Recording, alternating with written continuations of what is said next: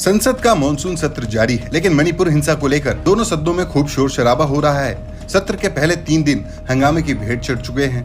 इस बीच खबर है कि विपक्षी गठबंधन यानी इंडिया ने लोकसभा में भाजपा के अगुवाई वाली एनडीए सरकार के खिलाफ अविश्वास प्रस्ताव लाने का फैसला किया है। लेकिन ऐसे में सवाल ये आता है कि जब बीजेपी पूर्ण बहुमत के साथ सत्ता में है, तो फिर ये अविश्वास प्रस्ताव क्यों? इसका मतलब क्या है? इसके लिए आपको ये समझना पड़ेगा कि अविश्वास प्रस्ताव नो कॉन्फिडेंस मोशन होता क्या है। दरअसल अविश्वास प्रस्ताव लाने की कई वजह हो सकती है। सबसे पहले तो जब लोकसभा में विपक्ष के किसी दल को लगता है कि मौजूदा सरकार के पास बहुमत नहीं है या फिर सरकार सदन में विश्वास खो चुकी है, तो यह अविश्वास प्रस्ताव लाया जाता है। अविश्वास प्रस्ताव केवल लोकसभा में ही लाया जा सकता है। सदन का कोई भी सदस्य अविश्वास प्रस्ताव पेश कर सकता है। सदस्यों को सुबह 10 बजे से पहले प्रस्ताव की लिखित जानकारी देनी होती है और कम से कम 50 सांसद सदस्यों को प्रस्ताव स्वीकार करना होता है। इसके बाद स्पीकर प्रस्ताव पर चर्चा की तारीख तय करते हैं। अविश्वास प्रस्ताव लाए जाने के बाद सत्ताधारी पार्टी को साबित करना होता है कि उनके पास बहुमत है।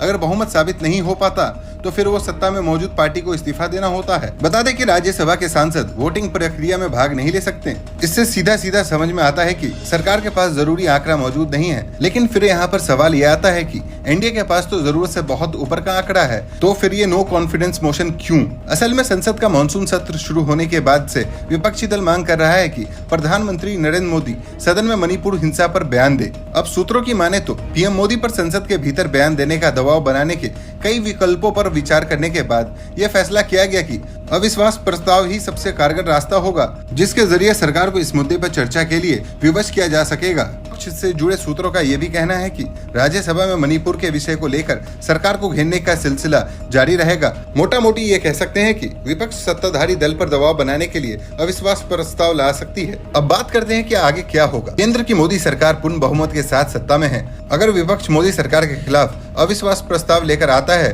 तो उसका फेल होना तय है। लोकसभा में मोदी सरकार बेहद मजबूत स्थिति में है। लोकसभा में अकेले बीजेपी के पास 301 सांसद हैं। वहीं भाजपा नीत गठबंधन यानी एनडीए के पास 333 सांसद हैं। विपक्ष की बात करें तो उसके पास इससे आधे भी नहीं है। पूरे विपक्ष के पास कुल 142 लोकसभा सदस्य हैं। सबसे ज्यादा 50 सांसद कांग्रेस के ही हैं। वोटिंग के समय दोनों पक्षों का आंकड़ा अलग हो सकता है, क्योंकि कई लोकसभा सांसद सदन में मौजूद नहीं हो सकते हैं। लेकिन फिर भी सरकार पर इसका कोई फर्क नहीं पड़ेगा। अब अगर हम अविश्वास प्रस्ताव के नियम की बात करें तो इसे लेकर संविधान में कोई जिक्र नहीं किया गया है। लेकिन अनुच्छेद 1 और 18 के अंतर्गत हर सदन यानी अपनी प्रक्रिया बना सकता है, जबकि नियम 198 के तहत ऐसी व्यवस्था है कि कोई भी सदस्य लोकसभा अध्यक्ष को सरकार के विरुद्ध अविश्वास प्रस्ताव का नोटिस दे सकता है। आखिर में आपको बता दें कि देश में पहले अविश्वास प्रस्ताव 1962 के युद्ध में चीन से हारने के तुरंत बाद अगस्त 1963 में कांग्रेस नेता आचार्य कृपलानी द्वारा प्रधानमंत्री जवाहरलाल नेहरू के खिलाफ लाया गया था। हालांकि प्रस्ताव फेल हो गया। प्रधानमंत्री के रूप में इंदिरा गांधी को सबसे अधिक अविश्वास प्रस्ताव का सामना करना पड़ा। उनके खिलाफ 15 बार ये प्रस्ताव लाया गया था।